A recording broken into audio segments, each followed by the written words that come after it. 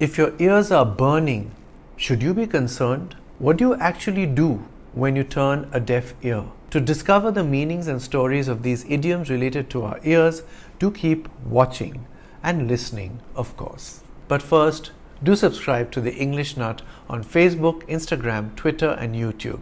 Thanks.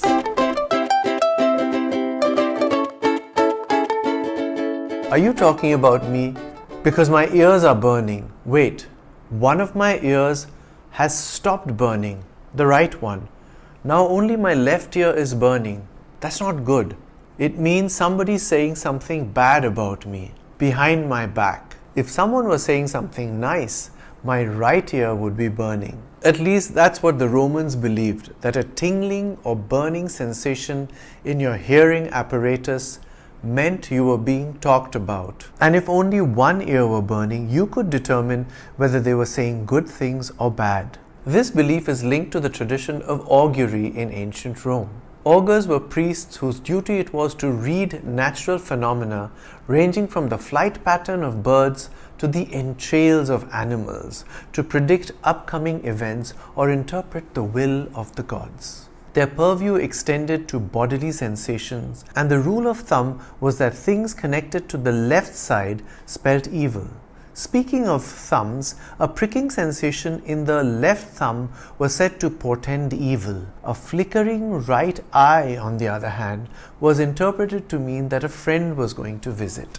In 77 AD, the Roman scholar Pliny wrote in his 37-volume encyclopedia called Naturalis Historia, "Those absent are warned by a ringing of the ears when they are being talked about." Such beliefs are reflected in the works of Roman playwright Plautus as well. While we no longer have priests called augurs today, the word augur is still used to refer to happenings or things that predict a good or bad outcome. The salary he was offered did not augur well for his status in the new company he joined.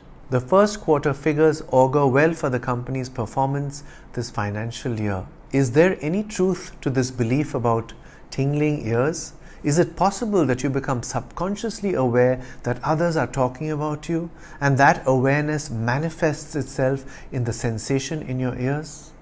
Perhaps.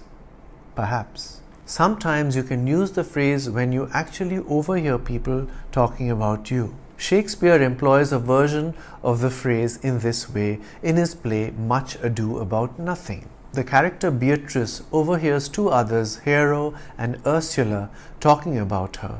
This is her reaction. "What fire is in mine ears? Can this be true? Stand I condemned for pride and scorn so much?" Fire in the ears is how Shakespeare poetically expressed the idea of ears burning.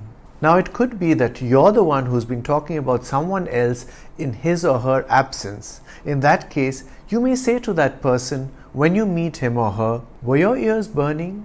We were just talking about you." All good things, of course. The phrase was first used in Chaucer's poem Troilus and Cresside, written in the 1380s. "And when thou art gone, I trust we shall speak of thee, somewhat to make thine ears glow."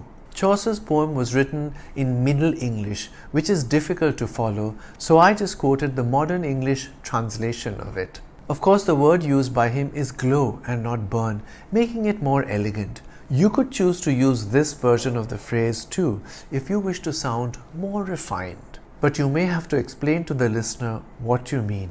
The first appearance of the expression with the specific word burn in it is in a 16th century poem by James Yeats. The poem is found in a collection called The Castell of Courtesy, published in 1582. It goes, "That I do credit give unto the saying old, which is, when as the ears do burn, something on thee is told." And now let's move from burning ears to deaf ones. Note these sentences. "Don't turn a deaf ear to my cries for help." After a point, I decided to turn a deaf ear to my critics. The management turned a deaf ear to the pleas of the workers. To turn a deaf ear means to choose not to hear something, to refuse to listen, or to ignore what is being said. It is a shortened form of the phrase to turn the deaf ear and the blind eye. The first known use of the longer phrase is by philosopher and clergyman John Norris in A Discourse of Walking by Faith. Here it is. To be crucified to the world, and to have the world crucified to us, to be dead to its pleasures and insensible of its charms, to turn the deaf ear and the blind eye to all those pomps and vanities of the world which we renounced at our baptism, and to have it no longer in our hearts but under our feet. One of the earliest examples of the shortened form is from On the Preservation of Game During the Winter, an article published in the New Sporting magazine. Colonel Hawker remarks how easy it is for a farmer, whilst walking over his grounds, to put his foot upon a partridge's nest, if he be so inclined. And it is equally easy for him to turn a blind eye to the trespasser by day, or even to the poacher by night. If you know any other idioms containing the word ear, do write them in the comments. Don't turn a deaf ear to my request to subscribe to The English Nut and make my right ear glow by saying good things about my videos. Do subscribe to The English Nut on YouTube. Click on the bell icon as well so you get to know as soon as a new video is released. I'm The English Nut. Bye for now.